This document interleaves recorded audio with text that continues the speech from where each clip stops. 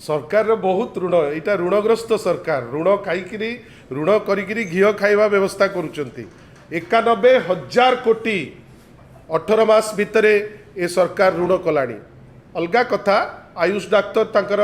जदि तांकर कोहरेंट मतरे डिजर्व करुँच जदि तांको विषय किसी चिंता कले सी अलगा कथा किंतु ए सरकार आगामी दिन मानकरे दरमा दे पारिबे कि नहीं सरकारी लोकंकर सेटा होची बड़ कथा 91,000 कोटी टंकार ऋण 18 मास रे आ आश्चर्य हो जिबे 38 भाग सेतिरु होची बाहर रु लोन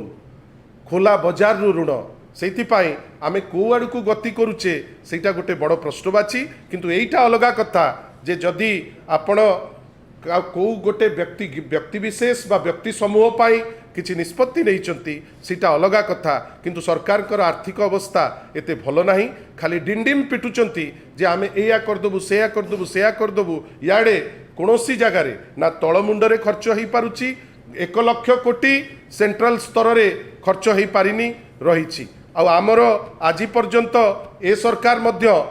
आमर डबल इंजिन सरकार ओडिशा रे मात्र 40 भाग तार जो बजेट रो खर्च से करि पारिछि बाकी खर्च करि पारि नाही आ अनेक एमती प्रोजेक्ट्स अछि जोटा सेंट्रली फंडेड हबा कथा सेंट्रल ताकू फंड करू नाही जोथि पाई वर्तमान राज्य सरकार डबल इंजिन टा अछि बेली जतैबा पाई ओडिशार तहबिल रो जो पैसा खर्च करूची किंतु ना नउची जे एटा केंद्रीय योजना बेली।